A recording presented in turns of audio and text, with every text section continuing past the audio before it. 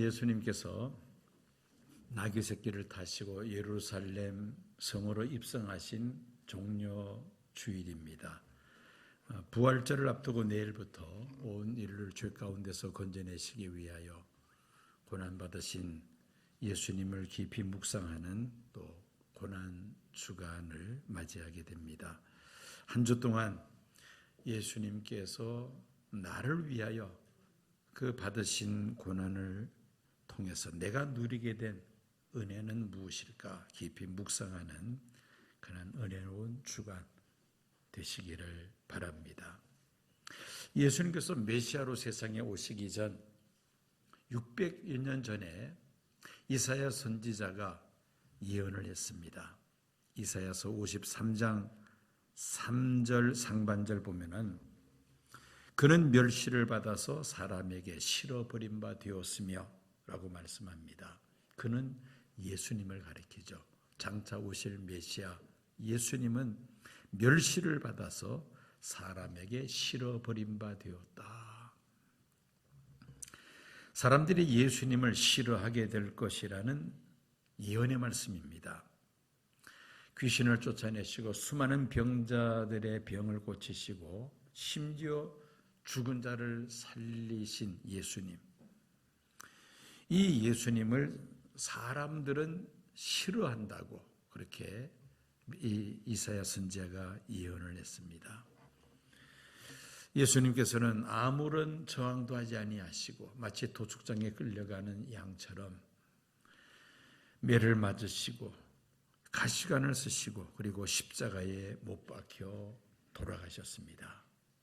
마태복음 26장 67절을 보면은 이에 예수의 얼굴에 침 뱉으며 주먹으로 치고 혹은 손바닥으로 때리며 라는 말씀이 있습니다. 하나님의 아들이신 예수님, 만왕의 왕이 되시는 예수님께서 또 구약 성경에 예언된 메시아이신 예수님께서 수치와 모욕을 받으시며 가장 저주스러운 죽음인 십자가 형벌을 받으신 것이죠. 예수님께서 무슨 잘못이 있어서 예수님께 어떤 허물이 있어서 고난을 받으시고 십자가를 지신 것은 전혀 아니었습니다. 사도 베드로는 베드로전서 2장 22절에서 예수님에 대하여 이렇게 말합니다. 저는 죄를 범치 아니하시고 그 입에 괴사도 없으시며 예수님은 죄가 없으신 분이고 말에 있어서도 허물이 없으신 분이었다는 겁니다.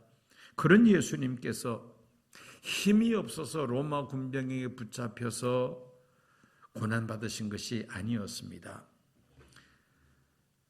예수님을 체포하려고 하자 베드로가 칼을 삐어서 체포하려는 그 대제사장의 종의 귀를 칼로 베려고 했습니다.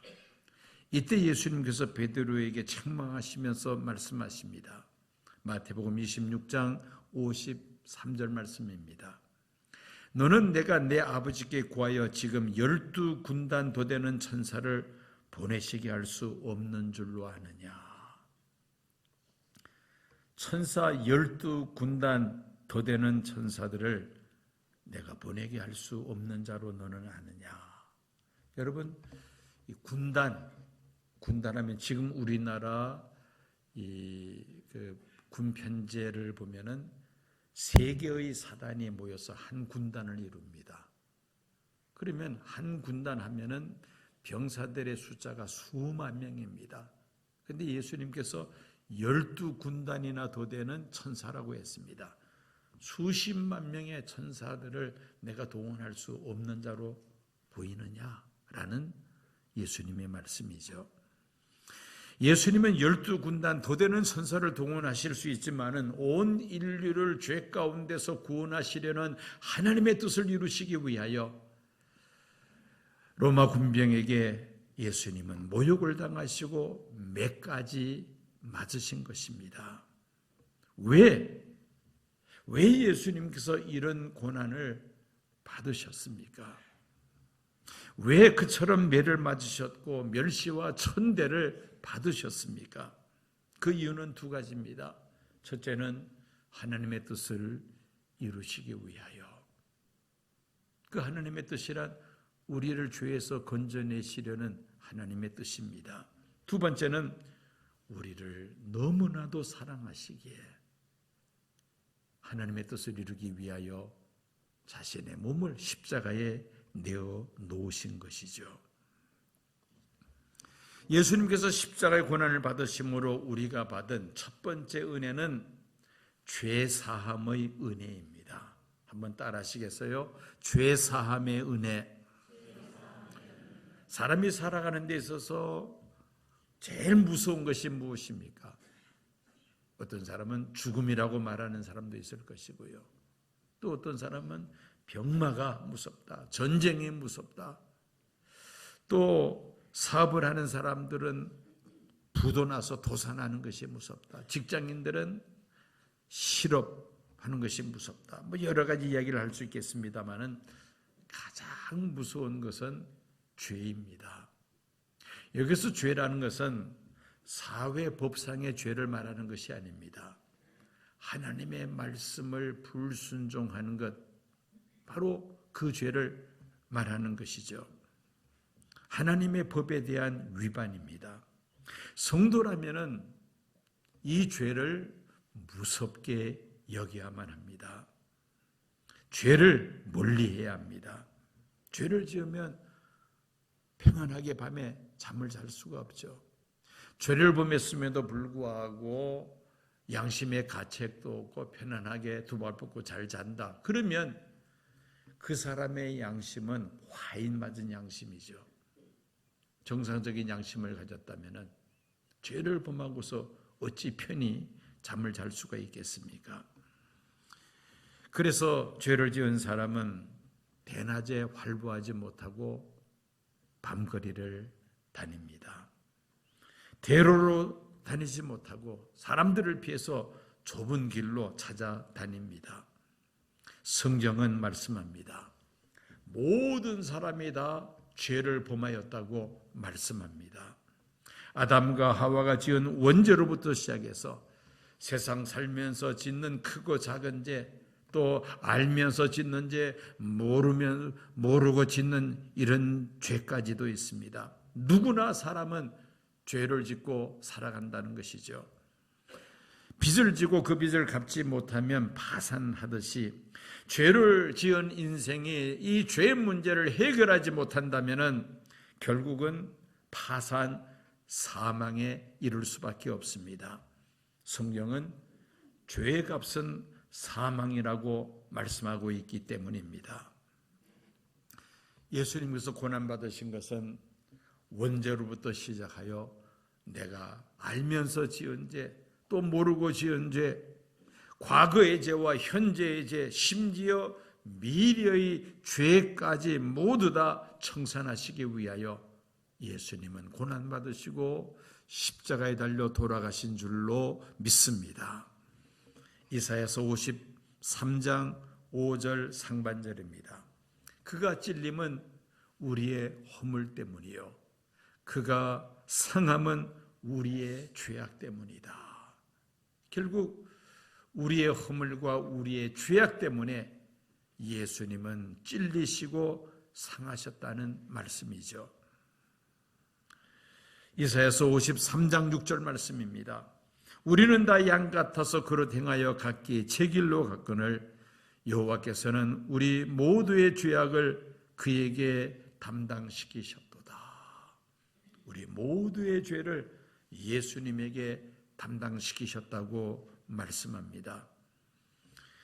눈병에 걸리는 사람들이 많습니다. 그런데 이 눈병에 걸리는 이유 중에 하나가 눈물샘이 말라서 그렇게 되는 경우가 많다고 합니다. 사람의 이 눈물샘에서는 계속해서 이제 눈물이 눈을 촉촉이 적셔야 건강한 눈이 된다는 것이죠. 그런데 이 눈물샘이 말라버리면은 각종 세균에 쉽게 눈이 오염이 된다는 겁니다. 왜 사람들의 눈물샘이 마릅니까? 왜 눈에서 눈물이 나오지 않습니까? 메말라버리고 말았나요? 은혜를 잊어서 그렇습니다. 예수님의 은혜를 잊어버린 채 살아가며 부모님의 은혜를 잊어버린 채 살아갑니다. 그리고는 어떻습니까? 마음의 분노와 원망과 그리고 화를 잔뜩 품고 살아갑니다. 자, 이렇게 마음의 불평과 원망을 품고 살아가니까 눈물샘에서 눈물이 마를 수밖에 없다는 것이죠.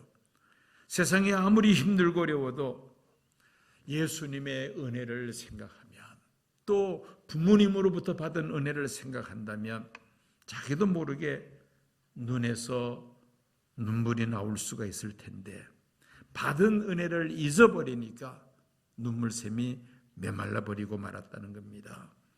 죄가 없으신 하나님의 아들을 예수님께서 나 때문에, 나를 위해서 십자가에서 고난당하셨으며, 또 예수님이 받으신 그 고난 때문에 나의 모든 죄가 사함을 받았다는 것을 생각한다면 얼마나 감사합니까?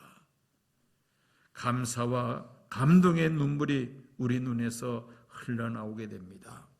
사도 베드로는 베드로전서 2장 24절에서 이렇게 말씀합니다. 친히 나무에 달려 그 몸으로 우리의 죄를 담당하셨으니 이는 우리로 죄에 대하여 죽고 의에 대하여 살게 하려 하심이라. 우리의 죄가 다 탕감받고 이제는 죄인이 아니라 의인으로서 살게 하시기 위하여 예수님이 그렇게 십자가 형틀에서 고난받으시고 죽으셨다는 말씀입니다. 얼마나 고맙고 감사한 일입니까? 예수님은 우리의 죄만 청산하신 것이 아닙니다. 우리를 하나님의 자녀로 삼아 주셨습니다. 요한복음 1장 12절 말씀입니다. 영접하는 자 곧 그 이름을 믿는 자들에게는 하나님의 자녀가 되는 권세를 주셨으니, 예수님을 영접하면 그 아들 예수의 이름을 믿으면 믿는 순간 하나님의 자녀가 되는 권세를 우리에게 주신다는 말씀입니다. 얼마나 감사합니까? 말씀으로 천지 만물을 창조하신 전능하신 하나님께서 나의 아버지가 된다고 말씀하시니 이것은 우리에게 주어진 큰 특권이요 축복인 줄로 믿습니다. 부모의 사랑 참 큽니다. 남편의 사랑, 아내의 사랑 크죠. 형제의 사랑 큽니다. 스승의 사랑도 얼마나 큽니까? 그런데 온 우주 만물에 예수님의 사랑보다 더 큰 사랑은 없는 줄로 믿습니다. 다른 누구도 아닌 나 때문에 나의 죄를 사하시기 위하여 예수님께서 고난 받으셨다는 말씀입니다. 예수님의 고난을 통해 우리가 받은 은혜는 죄 사함의 은혜입니다. 두 번째로 예수님의 십자가의 고난을 통하여 우리가 받은 은혜는 평화의 은혜입니다. 본문인 이사야서 53장 5절 중간 부분을 봅니다. 그가 징계를 받음으로 우리는 평화를 누리고, 예수님께서 십자가의 그 벌을 받으심으로 인하여 우리는 무엇을 누리게 되었다고요? 평화를 누리게 되었다는 것입니다. 성경에서 말씀하고 있는 평화는 샬롬입니다. 유대인들이 사용하는 인사말이 무엇이죠? 우리가 만나면 안녕하세요 라고 인사를 합니다마는 유대인들이 서로 만나면 손을 흔들면서 뭐라고 인사하죠? 샬롬이라고 인사합니다. 그 샬롬이라는 것은 평화라는 뜻입니다. 하나님께서 주시는 이 샬롬이라는 평화는 절대적인 평화를 말합니다. 어떤 환경에서 주어지는 그런 평화가 아니고 오히려 환경을 초월한 평화를 말합니다. 심지어 거센 폭풍 속에서도 그 거센 폭풍을 넘어서는 하나님이 주시는 평화를 우리가 느낄 수 있다는 겁니다. 이 평화는 하나님과의 관계가 회복되는 사람에게만 주어지는 평화입니다. 아담과 하와가 하나님의 말씀에 불순종하고 선악과를 먹음으로 하나님과의 관계가 단절됩니다. 다른 말로 불화하게 되었죠. 또 다른 말로 하나님과의 평화가 깨지고 말았습니다. 예수님께서 십자가의 고난을 받으심으로 우리의 모든 죄를 대속하셨고 누구든지 회개하고 예수를 구주로 영접하면 하나님의 자녀가 되며 하나님과의 관계가 단절된 그 관계가 회복됨으로 인하여 하나님이 주시는 평화를 우리가 누릴 수가 있다는 말씀입니다. 이것이 바로 하나님이 주시는 샬롬이라는 평화입니다. 인류가 추구하는 바는 평화로운 세상이죠. 그러나 현실은 어떻습니까? 인류 역사를 보면은 끊임없는 갈등과 분쟁과 전쟁의 연속입니다. 심지어 평화를 위해서 무기를 개발하고 병사들을 강하게 훈련시킨다고 합니다. 앞뒤가 맞지 않는 말이죠. 평화를 위한다면서 군비 확장에 지금 혈안이 되어 있다는 것입니다. 때마침 우리나라가 그동안에 개발한 군수물자와 무기들이 양산되면서 우리나라 이 군수산업이 지금 큰 호황을 맞이했다고 합니다. 참으로 씁쓸하고 안타까운 그런 현실입니다. 평화를 위해서 전쟁을 준비해야 한다는 겁니다. 이것이 바로 인류 역사의 비극이요 또한 인류의 한계입니다. 하나님이 주시는 평화는 그런 평화가 아니라는 것이죠. 성경 예언의 말씀에 하면은 세상 종말이 가까울수록 전쟁이 더욱더 빈발해질 것이며 그리고 큰 전쟁들이 일어난 후에 예수님 다시 오셔서 세상을 심판하시고 영원한 하나님 나라를 완성하실 것을 성경은 예언하고 있습니다. 예수님은 우리에게 평화를 주시는 분입니다. 하나님과 불화한 우리를 하나님과 화목케 하시고 하나님이 주시는 평화를 우리로 하여금 누리게 하십니다.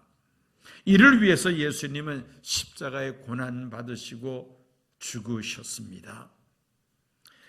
이렇게 예수님의 고난으로 말미암아 죄 사함 받고 평화를 누리는 성도들은 어떤 삶을 살아야 하느냐? 피스메이커로서의 삶을 살아야 합니다. 이것이 바로 성도에게 주어진 사명입니다. 피스메이커의 반대말이 무엇입니까? 트러블 메이커죠. 어디 가든지 분쟁을 일으키는 사람, 이것을 우리가 트러블 메이커라고 합니다. 그러나 어디를 가든지 평화를 만들어내는 사람은 피스메이커라고 그렇게 말을 합니다. 하나님과 화목한 성도들은 피스메이커, 화목케 하는, 평화케 하는 그런 사명을 받은 줄로 믿습니다. 하나님과 불화한 사람에게 예수의 복음을 전하여 함께 예수 믿음으로 인하여 그들도 하나님과 화평케 해야만 합니다. 이것이 바로 우리에게 주어진 사명이라는 것입니다. 그리고 하나님과 평안을 누리며 사는 성도들은 다른 사람들과의 관계에 있어서도 어떻습니까? 평화해야만 합니다. 하나님의 평화, 이웃과의 평화가 바로 예수님의 십자가의 고난을 통하여 우리에게 주어진 은혜라는 말씀입니다. 자, 십자가의 고난 통해서 우리에게 주어진 첫 번째 은혜가 무엇입니까? 죄사함의 은혜. 두 번째는 무슨 은혜입니까? 평화의 은혜입니다. 그리고 마지막으로 세 번째로 예수님의 그 고난을 통해서 우리에게 주어진 은혜는 치유의 은혜입니다. 예수님께서 고난받으심으로 인하여 우리의 마음의 병과 육신의 병을 치유받는 이런 놀라운 은혜를 우리가 입었다는 말입니다. 많은 부모들이 자녀들이 아프면 차라리 내가 아팠으면 좋겠다라고 말을 합니다. 그렇다고 해서 부모가 대신해서 그 병을 앓고 아파할 수는 없습니다. 그러나 예수님은 우리의 아픔을 치유하시기 위하여 우리를 대신하여 그 아픔을, 그 고난을 고스란히 다 받으셨습니다. 이사야서 53장 4절 말씀이죠. 그는 실로 우리의 질고를 지고 우리의 슬픔을 당하였거늘 우리는 생각하기를 그는 징벌을 받아 하나님께 맞으며 고난을 당한다 하였노라.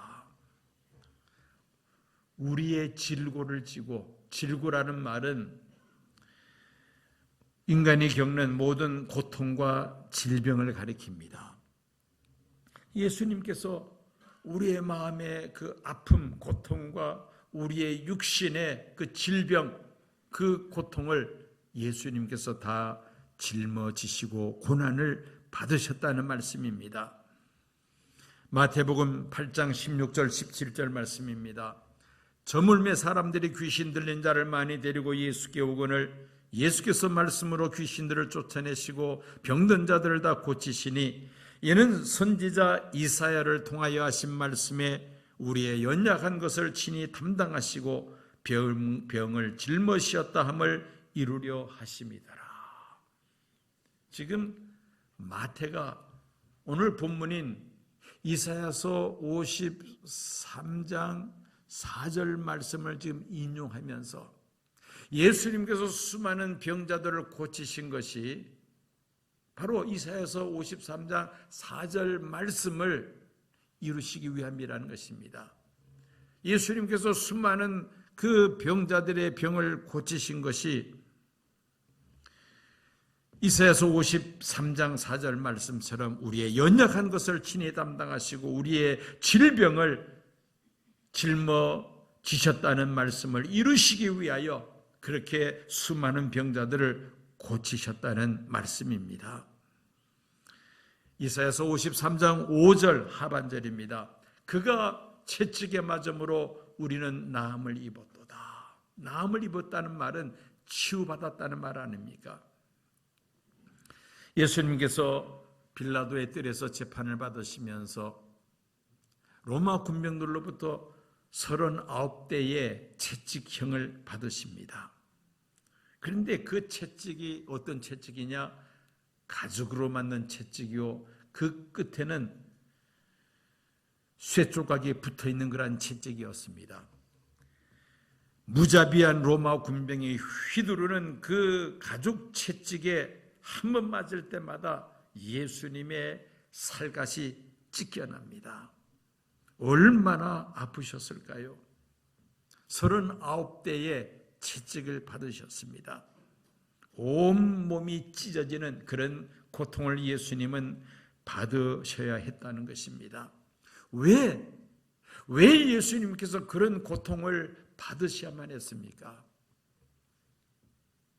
우리의 마음의 고통, 우리의 육신의 질병 치유하시기 위하여 예수님께서 채찍에 맞으셨다고 성경은 말씀하고 있습니다.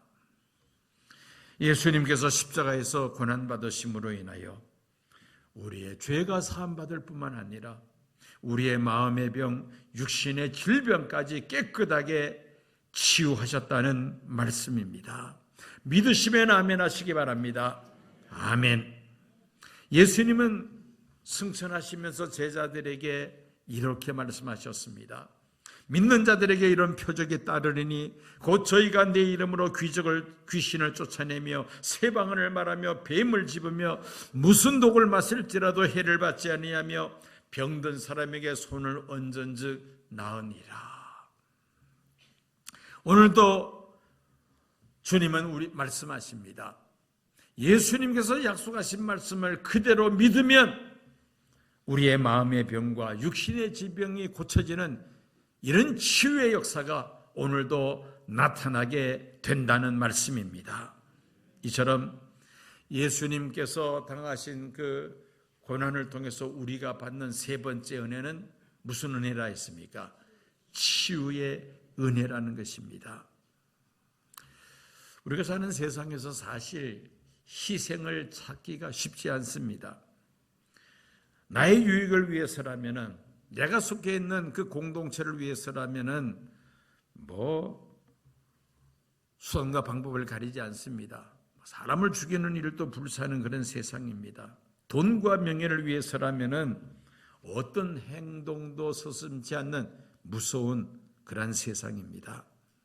자, 그런데 이 동물의 세계 가운데 우리에게 참 감동을 주는 그러한 동물이 있습니다.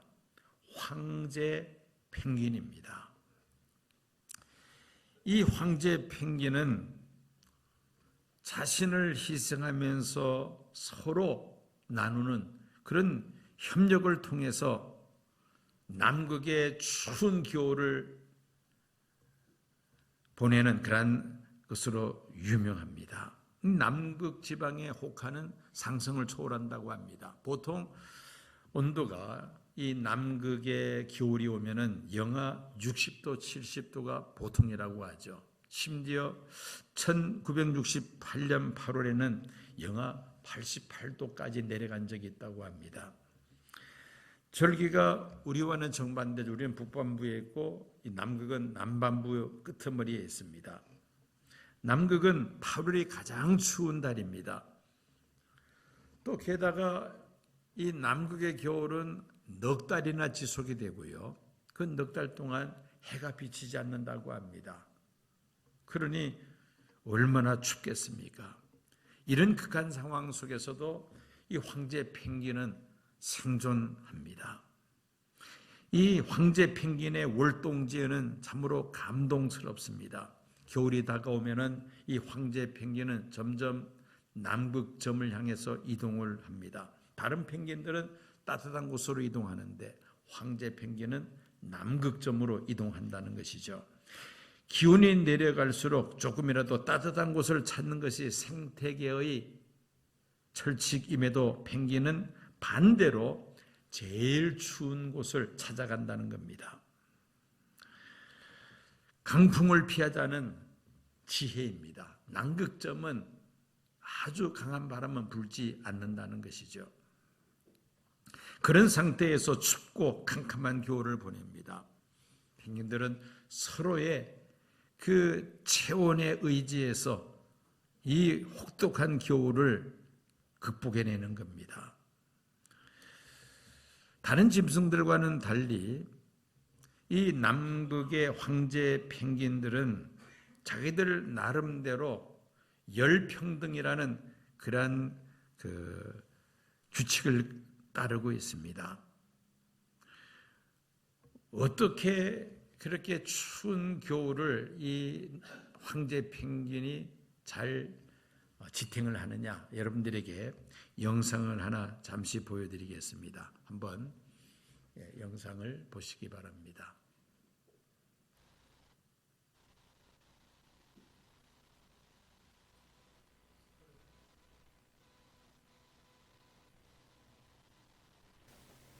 여기는 세상에서 가장 추운 곳 남극이에요. 남극의 겨울은 가장 추운 곳이 영하 89도까지 내려갈 만큼 아주 추운 곳이에요. 대부분의 펭귄들은 남극의 겨울을 이겨낼 수 없어 겨울이 오기 전 남극을 떠나 먼 바다에 머물며 봄이 오기를 기다리죠. 반면 황제 펭귄은 아무리 추운 겨울이 와도 남극을 떠나지 않고 오히려 겨울에 알을 낳고 새끼를 키운답니다. 황제 펭귄은 한 개의 알을 낳아요. 다른 펭귄들이 알을 2개씩 낳는 것과 다르죠? 아마 너무 춥고 먹을 것도 부족해 2마리를 키우기는 힘들어서일 거예요. 온 힘을 다해 알을 낳은 암컷은 먹이를 구하러 바다로 떠나고 새끼를 돌보는 것은 수컷의 몫이랍니다. 아빠 펭귄은 영하 50도, 초속 50m가 넘는 눈보라 속에서 65일 동안이나 알을 지키지요. 그럼 아빠 펭귄들은 남극의 혹독한 추위를 어떻게 이겨낼까요? 바로 허들링. 허들링이란 황제 펭귄들이 한 곳에 모여 바람을 막아주며 서로의 체온을 나누는 방법이에요. 가로 1m, 세로 1m의 면적에 20마리 정도가 꼭 붙은 채 천천히 돌며 바깥쪽 펭귄의 체온이 떨어지면 안쪽 펭귄과 자리를 바꿔 전체가 체온을 유지해 나가요. 바람이 불어오는 반대쪽으로 고개를 숙이고 몸을 밀착하면 바깥쪽과 안쪽의 온도차는 약 10도 이상 난다고 해요. 아빠 펭귄은 알을 품는 동안 먹이 사냥을 나갈 수 없어 두어 달 지나 알이 태어날 때가 되면 몸무게는 절반 이상 줄어들게 되죠. 배가 고파 홀쭉해진 아빠 펭귄은 새끼가 태어나면 위장 속에 소중하게 간직하고 있던 먹이를 토해내 새끼에게 먹여요. 네, 여기까지만 더 이상 보겠습니다. 조금 전에 여러분들이 영상에 허들링이라는 것을 보셨습니다. 그 추운 그 남극점에서 이 펭귄들이 서로 무리를 이루어서 서로 몸을 서로 밀착하는 겁니다. 그런데 그렇게 밀착해서 가만히 있으면은 안에 있는 펭귄들은 좋지만은 가장자리에 있는 펭귄들은 다 얼어 죽을 수밖에 없습니다. 그런데 어느 과학자가 면밀하게 관찰을 했는데요. 가만히 있는 것이 아니라 이 펭귄들이 움직인다는 겁니다. 어떻게 움직이느냐? 30초에서 60초마다 이 펭귄들이 5cm 내지 10cm 정도씩 이렇게 움직이는데 바깥 사이드에 있는 펭귄들은 점점 안으로 들어가고 안에 있는 펭귄들은 점점 바깥으로, 그러면서 서로 위치를 서로 교대를 한다는 겁니다. 여러분, 만약에 가만히 있는다면은 바깥 펭귄들은 다 얼어 죽고 맙니다. 서로 안으로 파고 들어가려고 하다 보면은 또 압사당하고 말 겁니다. 그런데 서로 조금씩 움직이면서 위치를 바꿔 나가면서 전체 온도를 맞춰 나간다는 겁니다. 그래서 4개월의 겨울을 펭귄이 잘 극복한다는 것이죠. 여러분, 황제 펭귄은 자신의 체온을 나눔으로 인해서 상대방의 체온을 또 같이 올려줍니다. 진정한 협력은 내 것을 내놓는 데에서부터 시작이 됩니다. 만약에 이 펭귄이 저마다 자기만 살겠다고 한다면은 아마 다 얼어 죽고 말 겁니다. 그런데 자기 체온을 내어놓고 바깥 가장자리에서 서서히 안으로 들어가면서 자리를 교대하면서 서로 평균을 이뤄나간다는 겁니다.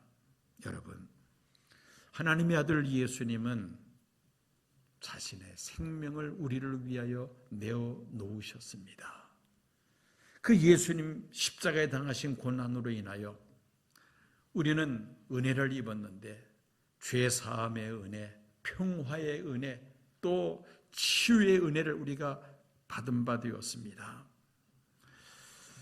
여러분, 이 하나님의 사랑을 받은 우리들은 그저 사랑받은 것으로 만족하며 감사하며 살아야 하느냐, 거기서 끝나서는 안 됩니다. 이제는 우리가 그 사랑을 나눠야 한다는 것입니다. 부모의 한없는 희생을 통하여 자녀가 상승하듯이 예수님께서 십자가의 고난을 받으시고 자신의 생명을 놓으심으로 우리는 구원의 은혜를 받았습니다. 이제는 이 받은 은혜를 나눌 수 있어야 할 것입니다. 예수를 믿음으로 죄 사함을 받게 하며 또 하나님과 평화를 누리게 하며 몸과 마음에 치유받는 놀라운 역사들이 나타나게 해야 한다는 것입니다. 고난주간 예수님께서 참으로 날 위하여 고난받으심으로 인하여 내가 받은 은혜를 깊이 묵상하며 감격할 뿐만 아니라 이 은혜를 또한 함께 나누며 살아가는 저와 여러 성도님들이 되어야 할 줄로 믿습니다.